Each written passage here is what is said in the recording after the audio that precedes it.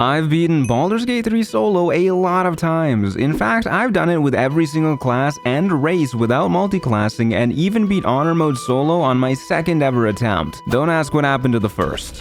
Whoa!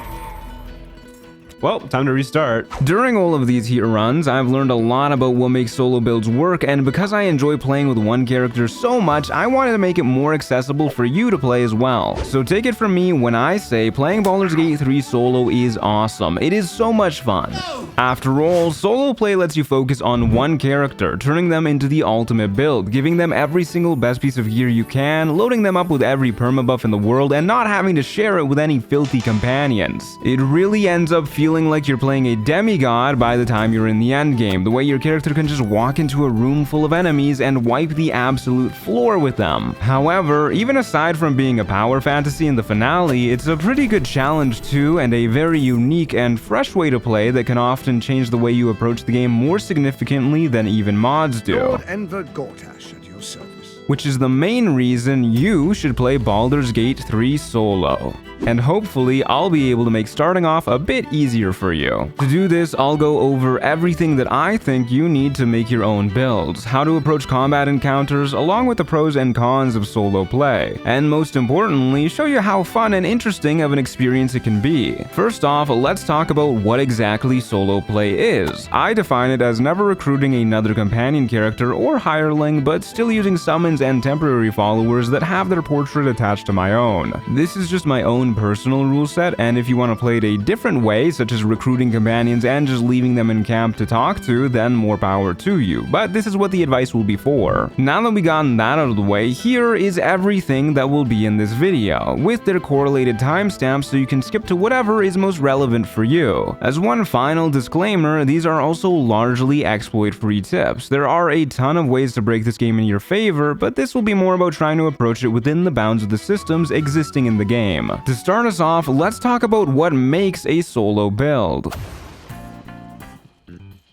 There are two main capabilities you need to have in mind when making a build. Number one, you gotta be able to kill your enemies. That is how we win, which is obviously super important. And arguably more important is number two, make sure you're able to survive in dangerous situations, because that is how you lose. And while this guide isn't just for honor mode, that's still not a good thing. Offensive strategies come in many forms, and it's kind of hard to not have one. Hitting someone with a big stick is an offensive strategy. Casting a whole bunch of fireballs is also one. And so is having enemies miss you a million times and dealing damage 1d4 at a time with the help of the Holy Lance Helm. Point being, anything you do can be an offensive strategy, so go wild with this one. But our defensive strategy is a bit more important and less intuitive, especially when it comes to solo play. There's a number of different strategies to go about this second goal depending on your class and capabilities, and none of them are mutually exclusive, so let's sort them into three general archetypes. Beginning with the Giga Tank, who's got high AC, high maximum hit points, solid saving throws, and good recovery, so you can stay in the thick of a fight for a long time while dishing out hits. Followed by the Hyper-Mobile Kiter, whose main form of survivability is through keeping enemies at a distance or around corners, forcing them to spend their turns doing nothing at all except for dashing. And the riskiest form of survivability, if you can call it that, the Glass Cannon, who says the best defense is a good offense. Their main form of survival is murdering everyone in the room as fast as possible before they even realize what's happened. The first of our three is the Tank. It may be scary fighting as the Giga Tank when you're in the thick of things and every single blow is going your way, but trust the process. A certain amount of attacks will always land on you. The goal is just to keep things manageable and ideally spend no more than one bonus action a turn healing up, all while whittling down the enemies, ensuring that as the fight goes on, it becomes an inevitability that they become unable to do enough damage to kill you at all. To make the Giga Tank work best, you're gonna want to focus on AC stacking, which comes easiest for characters who wear heavy armor or medium armor with high dexterity to take advantage of pieces of gear like the Armor of Agility. And don't forget your shields either, especially if you're a ranged character that doesn't care about doing melee damage, since you might as well slot in something that gives even more AC. Crit immunity as well is especially important for the Giga Tank, since when you're a solo character, every single enemy will be attacking you, which means every single crit will go your way, and this can get out of hand with some bad luck. The high max hit points largely comes from your class spread, while the solid saving throws are largely coming from your proficiencies and buffs, whether that's Aura of Protection, Heroism Elixirs, items like the Ring of Protection, or permanent buffs like Sweetstone features. As for the good recovery that I previously mentioned, this can be easily sourced from the omnipresent and ever-beloved healing potions. You can drink them with a bonus action, you can also throw them with an attack at the ground to slurp them up, and you'll find them everywhere, so make sure you're stocking up at every chance you get. To make them even more effective, I can't recommend the Periaptive Wound Closure enough. This is one of those items that I think is insanely top tier for solo play, and we'll go into detail with that a little bit later on when we talk about minimizing variance, but it is especially amazing for the Giga Tank. Next up, we've got the Hyper Mobile Kiter. If you're fighting as this character, you'll either be at a distance sniping people from the edge of your range, or have the mobile feat to whack enemies in melee without provoking attacks of opportunity, then using your movement to skedaddle far enough away to force them to spend their turns dashing after you. Because the only thing better than enemies whiffing their attacks is them not making them in the first place. This type of defensive strategy mainly focuses on having a whole lot of movement available to you so that you can deal damage on your turns while the enemies cannot. The main ways to improve your movement speed to get to this point are with items like Crusher's Ring, feats like the prior mentioned mobile feat, and if this is the strategy you're going for, you'll pretty much always want the Boots of Speed, which belongs in the same tier of insanely good items for solo play that the Periapt we just talked about does as well, since it makes it so that you can still attack enemies every turn, plus vastly outspeed them by only spending a bonus action. Unless you're playing a class that gets the dash as a bonus action anyways, such as Rogue or a Monk, though even monks have to use a resource for it and they'd probably rather just be punching with their bonus action regardless. Something that's made a little bit easier by the move speed boost that they inherently get. Also worth mentioning that due to the way flight pathing works in this game, if you can fly, it can make your character way speedier, so I would definitely recommend using it with this sort of playstyle if you can. This strategy can be a bit hit or miss though, as you need to be well aware of enemy positions and their movement capabilities. For example, if you're fighting Githyanki, odds are this strategy just is not gonna work for you, since their enhanced leaps and misty steps will be able to keep up with pretty much anyone. Not to mention, not every battle arena is gonna be a size where you can comfortably kite around corners or saunter off into the horizon at Mach 10. This strategy works great in the overworld where you'll pretty much never run out of room, but if you're ever fighting enemies in cramped quarters, it can quickly fall apart.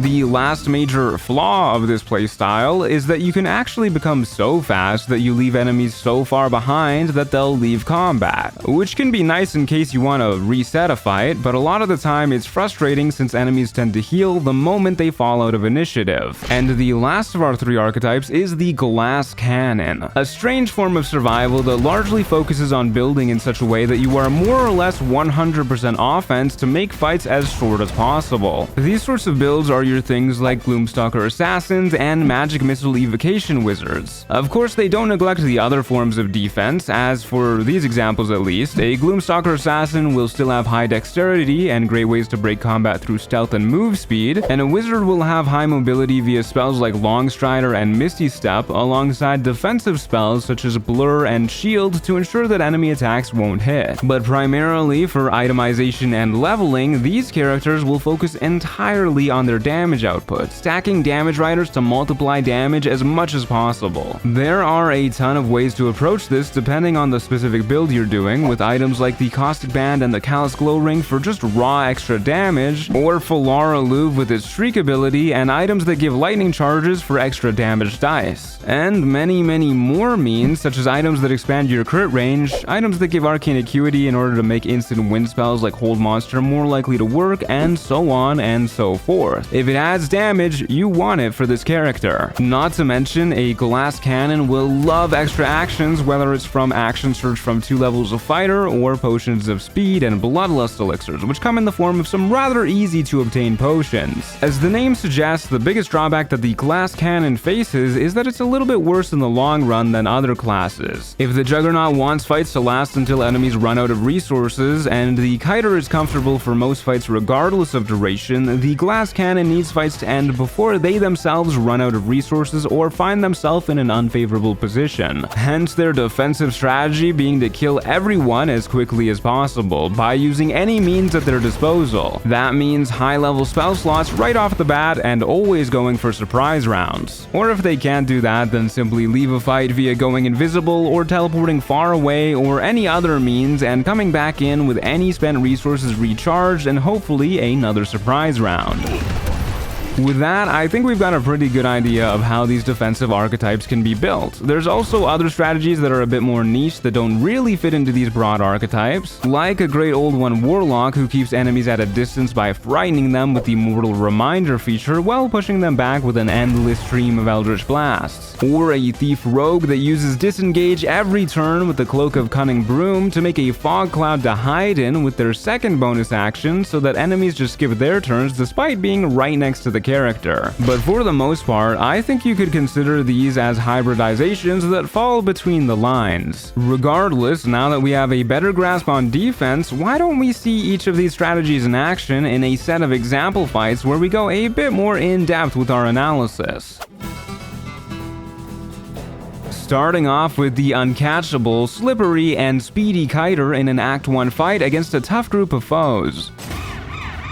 Before we begin the fight proper, let's take a look at the current build. This is a level 5 open hand monk who is currently wearing these pieces of gear and has these feats and buffs active. As you can see, this is nothing really out of the ordinary for a monk, but the mobile feat alongside our immense move speed is gonna be what really helps us out. Our opponents for the day are the large group of gnolls led by Flint harassing the poor Zhentarim smugglers. To start things off, we sneak up to their leader since she's priority number 1 as she's capable of stunning, and whack her with a flurry of blows, earning us a surprise round and knocking her prone so we can more easily land a couple more hits. Because it's a surprise round, we don't need to worry about employing this archetype's namesake quite just yet. We can simply pass our turn and wait as it gets back to us again. And here on round 2, we get into the meat and potatoes of things, using the same few actions as last round to dish out damage. But when it comes time to move, we use the full extent of our impressive speed to zip away, not triggering any opportunity attacks thanks to the mobile feat. As such, every single enemy has to come dashing after us, for all intents and purposes skipping another round. Meaning we're able to very easily take out Flint as she keeps chasing us, and a Bloodlust Elixir proc lets us continue our onslaught. You can really start to see how this cycle can abuse the hell out of slower enemies. They're borderline incapable of doing anything but dashing. On our next turn, we keep up the hit and run strategies, but recognizing that the archers are closer than ever and our haste helm's bonus speed has run out, we decide to start using the boots of speed to bonus action dash around the corner so they don't have line of sight. This continues to work out great for us, leaving the poor enemies stuck in their marathon. And on the next round, keeping in mind that we're more inclined to use our boots of speed, that means we can also dive deeper into enemy lines before sauntering on backwards out of sight, always making sure we have enough move speed to get out of dodge. Skipping ahead a bit, the fight starts to get cleaned up super quick as only 2 enemies get left over. But I make a small mistake in my positioning here, as I don't leave myself enough speed to turn a corner, resulting in an archer making the first attacks of the fight for the enemy team. Unfortunately for him, we're still far enough away that he's attacking with disadvantage, and we have very high AC in case of screw-ups like this, so he misses anyways. A moment later, everyone is down for the count. And that is how the cruel calculating Kiter cruises past the competition. We won't be neglecting the other 2 archetypes either, so let's see how my favorite archetype, the indomitable, the unstoppable, the immovable Juggernaut performs next.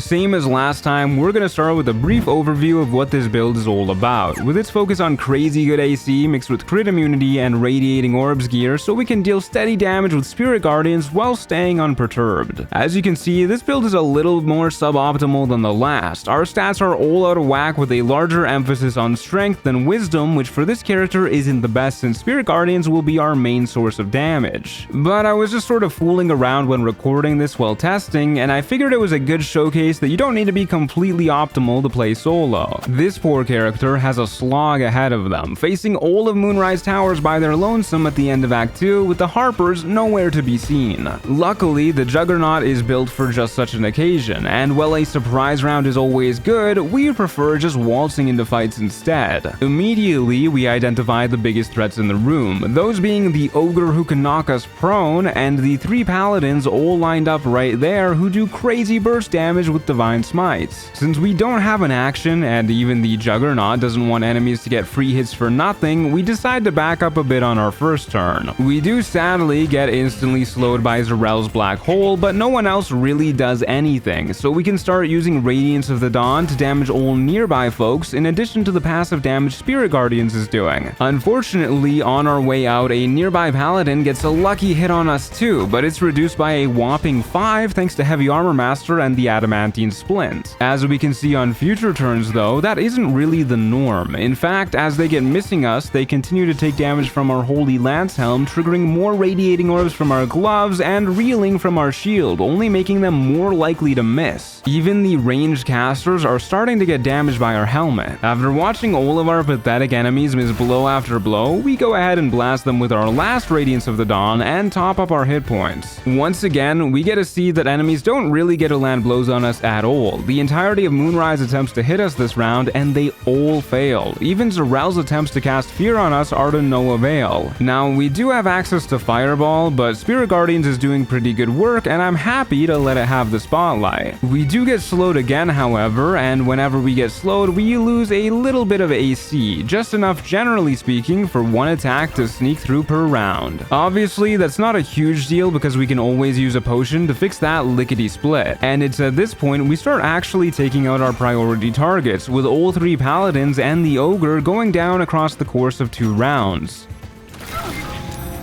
Now, I could play footage of enemies missing attacks against our Titanic tank for the next 5 minutes, because yes, that is how long it takes us to finish the fight, since Spirit Guardians, for all its glory, is not high burst damage. We even need to go so far as recasting it at one point, but I'm not so cruel as to make you all sit through that, and eventually I start to speed things up with the likes of Fireball. As we pick off more and more of anyone who's capable of dealing damage, the fight only becomes safer for our unstoppable Juggernaut, until eventually it's just a sad few weak archers that can barely do damage even when they do land hits thanks to our damage reduction. They get brought down low too, with a few of our ranged options a moment later. There's a parasite in that corpse. And sure enough, as is inevitable while playing the Juggernaut, no matter how many enemies there are, all that's left is a pile of corpses and one person standing on top. And last but not least for our demo fights, of course we also have the destructive and devastating nigh omnipotent glass cannon. One last time, let's take a look at what we're working with. This is a truly realized Act 3 powerhouse, with a whopping 22 intelligence thanks to the House of Grief, and all the gear and consumables you could hope for, with one purpose and one purpose only: to eradicate folks with the biggest magic missile cast that you've ever seen. All of our items and feats and leveling choices have all led to this absolute monster being created. We find ourselves cleaning up one of the few remaining bosses that have avoided our onslaught so far, Sarevok Onchev and his murder tribunal. To start things off, we really want a surprise round, and because we're a wizard, we have an invisible Quasit familiar that gets it for us, with the sole exception of Sarevok Onchev, of course. After getting in combat, we down both a speed potion and Terrazul to give us 2 more actions. Then activate our Falara Loop Shriek to deal a d4 extra thunder damage on every blow, which probably should have been done before the fight. Immediately followed by spewing out the highest level magic missiles we can cast at the big man, whose legendary action bugs out the spell cast and interrupts it, sadly enough. But he fails to interrupt the second casting, which deals an insane chunk of damage, as you can see. He fails likewise to interrupt the third one as we action surge for even more damage, dropping him down to a measly 11 HP. On the big man's turn, he just whips all of his attacks because yes, even though we have basically the same HP as our Act 2 showcase earlier, we haven't neglected our other defenses. Next round, we bait out the counter spell from one of the nearby ghosts by using a free magic missile, then follow it up with more of our big onslaught, now on everyone in the room. Our Terrazul and speed are about to wear off, so if we don't kill them this turn, we spend 2 turns stunned. Luckily, damage is not something that our glass cannon struggles with enough magic missiles to bring down all except for one enemy who dies to a convenient offhand attack waiting in the wings. Seeing this in action, it's no surprise that this archetype is what sits head and shoulders above the rest for so many solo players. Now, with all of those fights done, first of all, the keen-eyed among you will probably notice that we don't neglect the other defensive styles even if we specialize in one of them. High AC and saving throws will always be good, and the same goes for movement speed and a high burst potential. So if you can, try to get at least a decent level of strength in all of these aspects. Secondly, you may have noticed that there's some key factors when it comes to the pros and cons of solo play, and some of you won't even need it put into words since it kinda comes inherently with the concept. But let's talk about them anyways, since there are some nuances that might not be immediately obvious.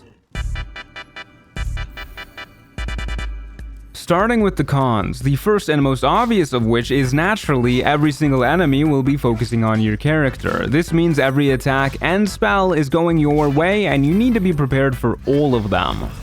As such, you must be very aware of your enemy's capabilities at all times. Definitely look at the roll log and have a look at their bonuses to hit and whatnot so you can estimate how much damage you'll be taking per round. And if you don't have a big bonus to your concentration saves, it's going to be way harder to maintain spells with all of these hits going your way. The second major con is that you're extra vulnerable to crowd control effects, like hold person and fear. With no other party members to lean on, getting hit by a single one of these is often just outright a game over. Knowing which enemies are capable of doing this is super important so you can focus on killing them as soon as possible. Even that is a little bit harder too though because of our third major con. The action economy is stacked against you. Essentially, the action economy is just your ability to make an impact on the fight in relation to what your enemies are capable of. You, as a single character by default, only have one action, one bonus action, and your movement to make an impact on the battlefield each round. This can of course be changed with various supplementing items and summons, but for the most part you're gonna be severely outnumbered, which means you need to pick and choose your targets wisely, since killing an enemy who can hold person you is much better than killing somebody like the level 1 Narvass. With a name like that, it's clear even his mother knows he's not gonna be doing much with his life. Another essential attribute of the action economy being against you is that fights are gonna take a lot longer, generally speaking, since your firepower is about 1/4 of the usual party. So don't be surprised if some endurance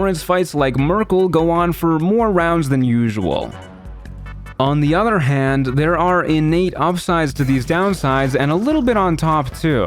For example, with every combatant focusing on your solo character, this makes fights a lot more predictable. You don't have to worry about anyone going after your squishy backline while your tanks are occupied elsewhere, since your squishy backline and tanks are one and the same. As a result, you'll also know pretty much exactly where enemies are going to move on each of their turns. Towards you, of course. And as such, area of effect abilities like Fireball or Smoke Powder Bombs become even easier to use than before, since most fights will result with a large clump of enemies somewhere. Sometimes that large clump of enemies is right on top of you though, so having a way to jump or better yet misty step out of the way is definitely something to keep in mind. Enemies also tend to not use too many area abilities themselves against just a single character and become more inclined to use single target abilities. They're still capable of it though, mind you, but in general this does also make them a bit more predictable too. Likewise, when it comes to CC effects, it is true that most of them result in a game over for you, but some effects won't even be attempted against you if you have just one character. These are mainly mind control abilities, which are few and far between as is, but it does make fights like the Duergar in Grimforge a little bit easier even in some ways, since the only people they'll be mind controlling is each other if you get them to turn on one another, and they're not really as scary as a full-on player controlled character. The biggest pro though, if you ask me, is simply the ability to load up a single character with all the best gear and buffs you could think of. Gone are the days of deciding who gets all the adamantine gear, or the best legendary items in the game, or even permabuffs like the awakened illithid powers from the Zaithisk that let you use them as a bonus action. One character gets them all, and it can get very out of control very quickly. Believe it or not, there is also a pro to correlate with the con that is the action economy problem, and it's kind of worth a section in its own right.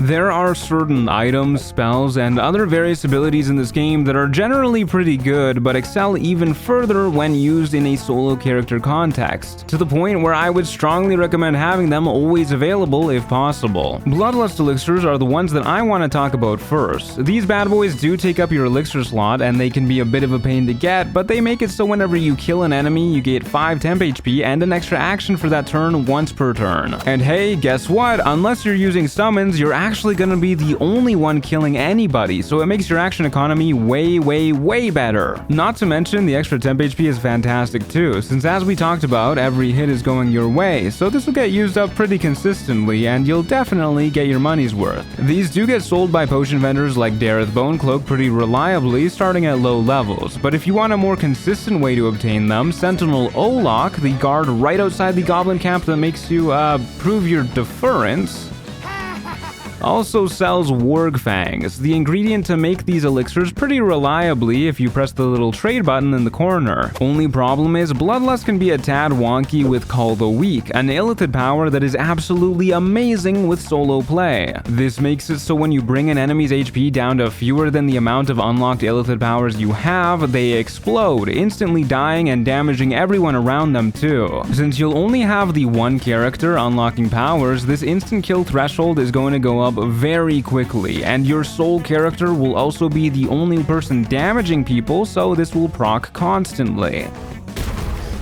Next, let's talk about spells that really benefit from solo play and can help with the action economy. Obviously, there are some spells like Spirit Guardians that get innately better since enemies will be 100% running to that character who's concentrating on it, but I want to talk about the real heavy hitters like Sanctuary and Blink. Both of these fill pretty similar roles. Sanctuary makes it so that enemies just can't hit you at all. It doesn't matter how many there are, they'll just sit there and watch until either your Sanctuary ticks down its 10 turns, giving you plenty of time to prepare, or you break it yourself by walloping somebody with the most powerful blow you can. Blink is a little bit more unreliable since it only has a 50% chance to work each round, and it costs an action to activate instead of a bonus action, but it has the added effect that you don't need to worry about breaking it by harming enemies. You can go ahead and beat people up to your heart's content every single round, and if you're lucky enough, this can turn you completely immortal. On average, however, this simply makes it so you only worry about what your enemies do half the time, which is a lot better than 100% of the time. Blink is also available as a spell scroll, so anyone can really use it, but as one more disclaimer, if you get blinked out of existence, it does break your concentration, so don't go concentrating on anything you can't afford to waste. Two more mundane ways that you can take advantage of your solo nature come in the form of hiding in fog clouds and simply having either out of this world AC or damage reduction. Well, yes, fog clouds are generally conjured by spells. There are other ways to summon them up, like the Hammergrim Mist Amulet or the Cloak of Cunning Broom, and regardless of the fog cloud, if you hide in one close to the center, enemies will neither target you nor search for you. They will simply pass their turns in confusion, and the best part is it doesn't break initiative like other forms of hiding does, so you don't have to worry about enemies healing up. As for having high AC or damage reduction, if an enemy is incapable of damaging you, whether because you have crit immunity and enough AC to avoid their hits, or damage reduction coming from stuff like Heavy Armor Master and Arcane Ward, they won't even bother trying, instead just passing their turns in sad resignation until you deliver the death blow. Those are all pretty solid general tools to take advantage of solo play, but not every tool is going to be the right one for the job. So my next big tip for you, as my old friend Sun Tzu would say,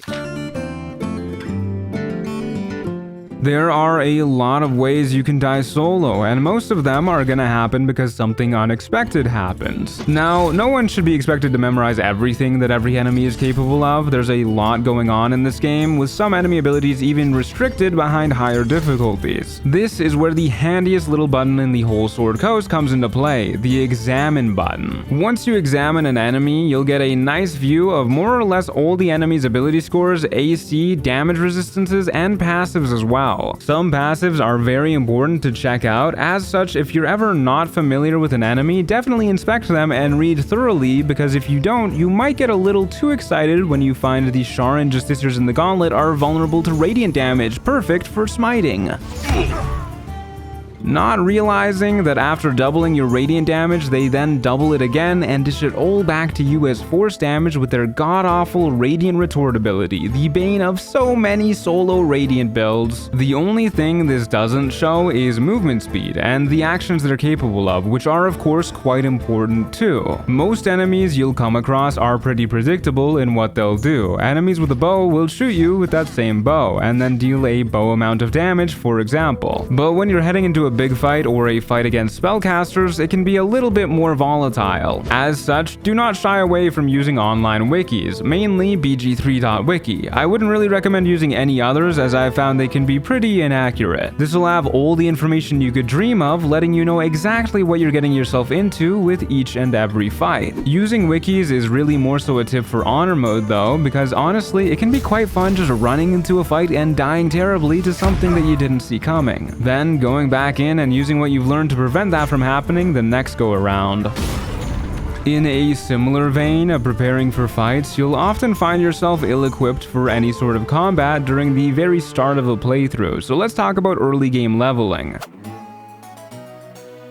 It can feel quite challenging to get off the ground when you first start up, since even goblins can whoop your butt with one lucky hit if you're a low level with not much counterplay at all. To remedy this, it's generally a great idea to have a plan to level up to around level 4 before doing anything crazy. There are a ton of ways to do this with a whole bunch of early game XP available, although slightly fewer opportunities if you're not recruiting companions. I'll be going over the way that I do it personally since it's pretty roleplay friendly, but I wouldn't be surprised to hear that there are significantly more optimal ways to go about it. This route changes a little bit if you're playing an origin character, so let's assume we're either a Tav or a Dirge. Starting from where we arrived down at the beach after crashing from the Nautiloid, once we've wiped all the coarse and rough sand out of everywhere, I usually start by dealing with the nearby intellect devourers, which can be made easy by blowing up this Nautiloid tank.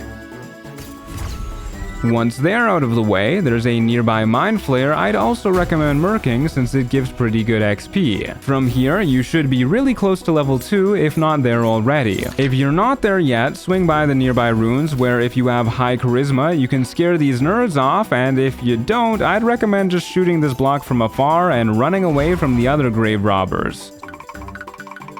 Or you can lockpick your way inside the ruins if you're lucky and go beat up some skeletons for the remaining XP you need. Once level 2 though, your goal should be to get inside the Emerald Grove, and you'll likely be strong enough to not have to worry about the goblins outside. After getting inside and stocking up on healing and strength potions and whatever else you'd like, head on over towards the Blighted Village, along the way stopping to pick up the guidance amulet on top of the nearby watchtower to help with any and all checks. Also a pretty good idea to swing by the Dying Absolute Cultist to both start gaining illithid tadpoles as well as get a little bit more XP. And of course, you can't skip out on the Sword Coast bestest boy nearby. A solo adventurer needs man's best friend after all. Then you're right at the Blighted Village proper, where you can saunter on in using either charismatic powers or your brand spanking new illithid powers to convince them to stand down. Worth mentioning, if you talk your way out of a fight, you gain all the XP you would for killing these opponents, so there's no point doing both. At this point, we should tick up to level 3 if you're following closely, but no worries if you're a bit behind. There's a lot of XP to gain explicitly in the Blighted Village, with one of the big ones right now being to head into the Alchemist's basement and explore around there. Inside, you'll find a scroll that lets you summon Shovel, a friendly Quasit who can be made into a reusable summon if you're a wizard, warlock, or draconic sorcerer. She can be really handy because of her invisibility getting guaranteed surprise rounds in most fights, so if you can pick her up, definitely do. All you need to do is talk to her again after summoning her the first time if you're one of those previously mentioned classes. The other major source of XP in the village right now is scaring off the goblins at the windmill, something that's pretty easy if you recharge your illithid persuasion. There's also the ogres you can talk to, but they get a little bit easier if you're okay with getting branded by Priestess Gut over at the Goblin Camp, and we'll be heading there soon. Before we head there though, let's go north of the village and swing by Joaquin's Rest, making sure to stop in and save everybody who's currently trapped there.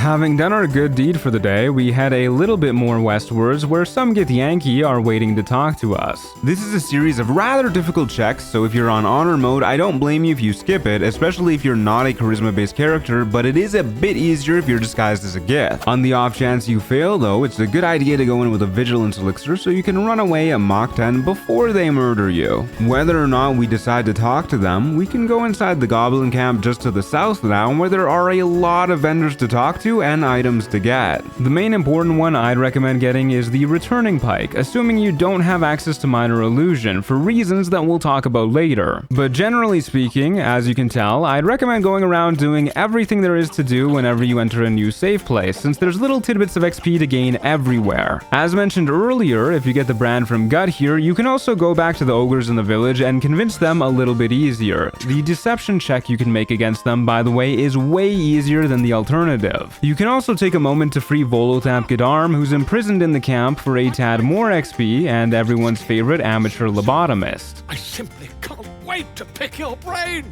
Before you start any fights here though, let's head back through the priestess's chambers and straight into the Underdark via the world's biggest ladder. The next goal from here is the Myconid colony, and along the way, if you can time it just right, you can get a free Minotaur kill at the front gates of the Selûnite outpost. At which point we've just hit level 4, but we're not quite done with the route yet. There are a few other things that we want to get, like the adamantine gear, as well as a cool shiny sword and a tad more XP in the form of Folara Louvre. When the boulette shows up, don't even bother trying to fight it, especially on honor mode, just let it pop up and run away. Once in the Myconid colony, do the usual and talk to everyone in here, getting all of your quests and dialogue XP and various items from vendors that you want, the most important of which is getting the Boots of Speed from Thula. You can then go take a quick detour to try and talk to Buwal over near the Arcane Tower, who's getting worshipped by the Kuatoa. If things go well with him here, you can talk your way out of a fight, getting a massive chunk of XP in the process. And if things go poorly, it's probably best to run away and come back when we're a bit more well equipped. After getting the Boots of Speed, you can go walk on down to the nearby beach where some Duergar are laying in ambush. There are a whole lot of ways to avoid this fight, so take your pick of the litter. Then when he tells you he's looking for the Boots of Speed, let him know that you have them. Don't worry, he won't actually take them from you. He will, however, let you take his boat to sail across the lake to Grimforge, our final destination of this little leveling route. There's a lot of bad stuff going on with the Duergar here, but our main objective is to simply grab our preferred adamantine mold and a piece of mithril ore from behind the animated suits of armor, or magma mephits. Which, by the way, you'll be strong enough to fight the armor at this point, especially with a strength elixir allowing you to yeet them into the nearby lava. But I would just sneak past the magma mephits personally. Their heat metals all stacking up on you can be a lot to deal with as just one character. And if you're crouching in the area where they normally ambush you, they just won't spawn. After obtaining the mold and mithril, go ahead and put them both in where they ought to be at the titular forge and lower the platform. Then teleport back to the top using a waypoint or whatever other means you've got. Only once you're safely at the top should you shoot the lava valve down below, summoning the adamantine golem from the depths.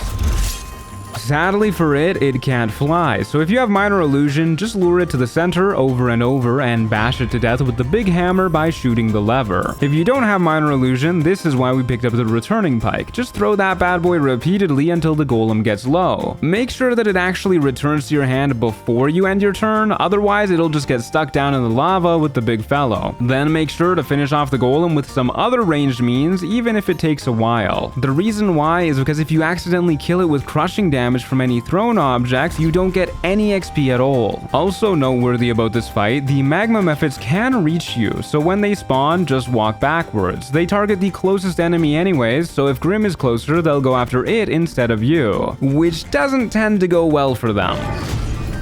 With Grim dead, this is the end of our route. At this point, you should be well into level 4, and to make matters even better, have access to adamantine gear, which are some of the best defensive items in the game, and if you don't have proficiency, they still sell for a lot of money. Now that you're a fully fledged adventurer who can take hits from goblins, go out into the world and do whatever you'd like, but on the topic of adamantine gear, that brings us to our next point. Lowering variance is the name of the game when it comes to solo play. Everything we've talked about so far is in the name of this. From the combat strategies focused on minimizing the effectiveness of enemies to the leveling route we just talked about in order to ensure that we can't get one-shot in the early game. In addition to all that, there are items in this game that greatly reduce the amount of risk a solo character can face, such as items that give crit immunity like the adamantine gear. Not having to worry about a 1 in 20 chance to take double damage is a huge deal. It makes fights way more predictable, which means you can generally math out whether or not you're in any real danger. Likewise, the other big suggestion I want to bring up is the perioptive wound closure, which you can get from Lady Esther in the Mountain Pass. This item is crazy good, better than it appears on the tin. The ability to maximize healing applies to all healing, including potions, so you never have to guess how much you'll heal for. Alongside getting more bang for your buck from healing potions, this also means you have to heal less often, something that is especially important when you're solo, since if you're healing, that usually means you're sacrificing damage. Crit immunity and maximized healing are both great early game forms of reducing variance, but there are a ton of other forms you'll find throughout your playthrough that are a bit more situational. Another one that is particularly great are the boots of striding worn by Minthara. While not every enemy is capable of moving you against your will, a surprising amount of them love to shove you around, or worse yet, have hidden void bulbs that they're willing to one-shot you with. If you're not entirely confident about what your enemies are capable of, and you're fighting in a high-out place or next to death pits of some variety, these are great to throw on. Other such examples of good things to keep in mind are frighten immunity from protection from evil and good, stun immunity in the late game from stuff like Baldur's Helm, and vigilance elixirs to make you immune to getting surprised, and so that you can go earlier in combat if you have low dexterity, which as a solo character, going early in combat can definitely lower variance and is generally a good idea since you can prioritize those very scary enemies before they even get a turn. If you're not using your bow slot for anything important, the Bow of Awareness is a great early get to help in this regard, and later on the Hellrider Longbow does the same thing but better. You could also take the Alert feat, but it's a big sacrifice to make when you'll only get 3 feats at most, and a Vigilance Elixir does the same thing. Speaking of consumables,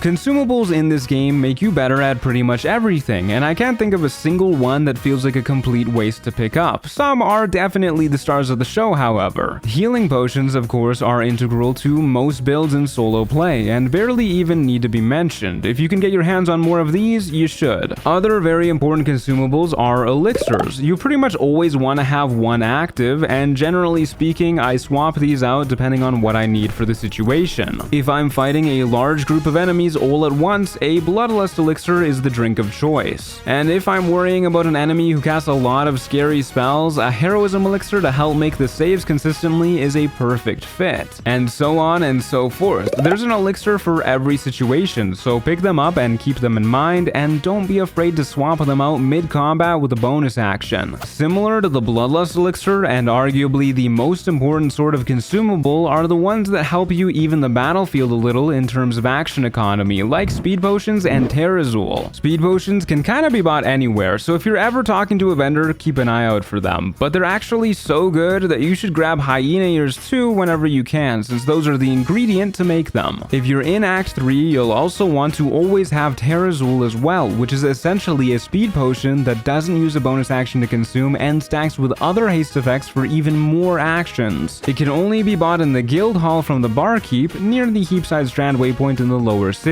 which is a bit out of the way and can be annoying to go to constantly, but it's good habit to carry at least 2 or 3 of these in case of emergencies. As a side note, if you're under a haste condition effect, whether it's Terrazul or a speed potion, and it's about to run out, you can go ahead and refresh it by using that same consumable again. It will instantly end your turn, so make sure it's the last thing you do each round. And if you have a speed potion active that you don't want to be active anymore, you can go ahead and throw down a haste spore grenade that will end the condition without making you lethargic on your next turn, although it does still instantly end your turn when you throw it. The last of the super important consumables on our list are escape consumables. It is very easy to get into dangerous situations as a solo character, and if you don't want to fight to the bitter end, which can be really fun, having invis potions to get you out of any bind are phenomenal. All you gotta do is down one and skedaddle away and you'll be a-okay. Likewise, most teleportation consumables are great to have too, and these can even help you maneuver in combat on top of it. Now, as much as I would love to keep talking about all the amazing handy consumables, I'll leave some of their applications up to your imagination, and instead, let's talk about permanent buffs.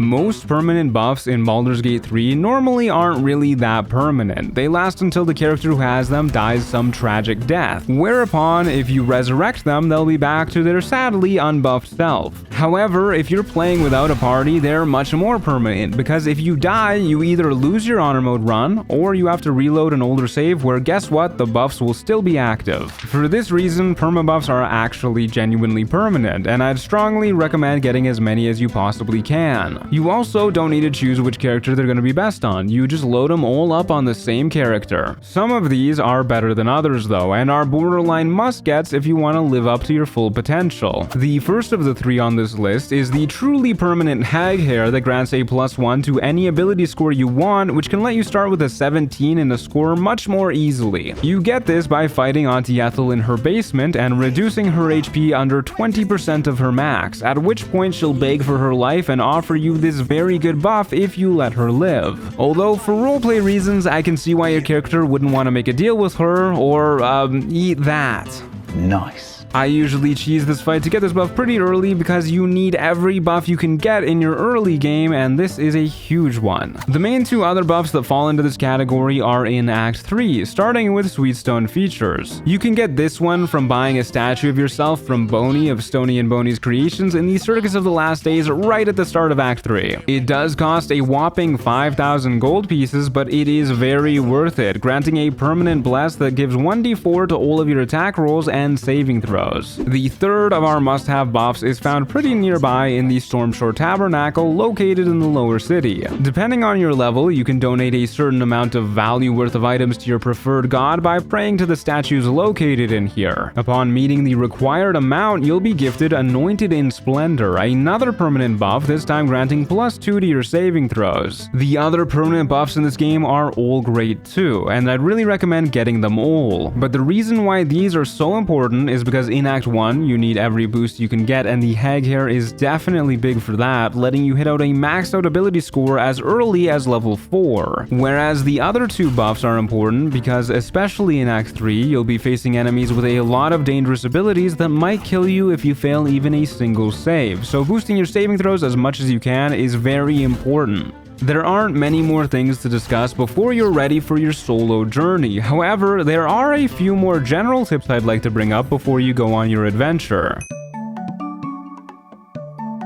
To start off this more broad discussion, there are some other types of buffs that are quite powerful that last until your next long rest and are generally rewarded from completing quests. The ones that come to mind most are Bliss Spores in Act 1, which can be obtained by speaking to Sovereign Spa in the Myconid colony after defeating the nearby Duergar on the beach. This bad boy increases all of your rolls by a whopping D6 so long as you have them. Followed by the Dark Lady's Blessings in Act 2, which can be obtained by passing saving throws for each respective mental stat in the hidden Sharon Sanctuary at the center of Wraithwin. To get into the sanctuary, you just need to head to the center of town, and at the base of the statues, press first the north plaque, then the west, and finally the east one in order to open up the hidden passageway. Once you have the buffs, you'll get a temporary +5 to each of those mental stats that you pass the saving throws with. Failing can be quite scary though, as you'll get a similarly temporary -5 to that respective ability score, and you'll get into a pretty tough fight too. So definitely be careful while you're down here, and if you're scared, consider taking only the buffs that matter most to you. And the final of our list is Rapture. This can be obtained in the Nymph's Grotto room at Sharess's Caress in Act 3 by saving Nisha from the Mind Flayer attacking her and then commenting on her arousal. Once that's done, you get the exact same bonuses as the Bliss Spores in Act 1. The reason why I'm bringing up these buffs in particular is because proper timing of them can win you some of the hardest fights in the game. If there's a particularly hard fight coming up, you should definitely consider grabbing these. I personally use them for Chiraiwa Wargaz, the Apostle of Merkel and Raphael respectively, but use them whenever you feel that you need them. In a comparable vein, inspiration can be very handy at key points, especially in the early game. If I know I'm going to be doing a hard check, like convincing Buwal in Act 1 to try and get a huge chunk of free XP, I prefer to gather 4 inspiration points first and then go talk to them afterwards to maximize my odds. As one final general tip, much like how Terrazul is a speed potion without using any actions or bonus actions, there are sources of healing consumables that work the same way. Namely, raspberries can be picked from bushes at various locations throughout the game, especially in Act 1. If you eat these, they heal you for a small amount of hit points, but you can eat as many as you'd like because of the lack of action requirement. And if you're a Dark Urge, the roasted dwarf meat found inside the goblin camp can be eaten in a similar way to heal you too. As such, it's a good idea to keep some of these on you for emergency heals. If you keep all of this knowledge in mind, you now have everything you need to face Baldur's Gate 3 solo, and hopefully have fun and make some cool builds while doing it. I was also debating adding a section here where we talk about how to beat the 3 very deadly mandatory bosses of the game, those being Merkel, Orin, and the Elder Brain. But they can be fun puzzles to figure out, so I'll leave it up to you to broadly solve, but I'll give you a few hints. Merkel does eventually run out of healing no matter what, so don't be afraid to settle in for a long fight if your damage isn't up to snuff. Orin gets substantially easier herself if you duel her to the death as a Dark Urge, and as a side note, a lot of solo play in general is easier as a Dark Urge. And the Brain is a tricky damage check that doesn't do much at all if you decide to spend your limited turns prepping for 1 giga turn instead. If you do want more in-depth boss-specific guides and not just vague tips, feel free to let me know, but we'll leave it here for this video. Now, with all that said, I hope you have fun on your solo journeys and adventures, folks, and feel free to share other tips and tricks in the comments that I may have missed or not gone into enough detail with. Because remember, even if you're a solo adventurer, we're in this together. Thanks for watching, folks. I hope you enjoyed. This one took me a long while to make, and it's rather unlike anything else I've done before in the past, but I hope you find it helpful in at least some small way in your solo playthroughs. This sort of challenge run for the game has a special place in my heart, as it's pretty much exclusively how I play the game, so if you give it a whirl, let me know how your run goes in the comments. And as always, a special thanks to our Storyteller tier members, Okankan, Mark Rainbow, That Be Renee, Vivian, El Guardia, Witch Amy, Shmentai Neko, Mrs. Miku, and Kinda Dumb AF.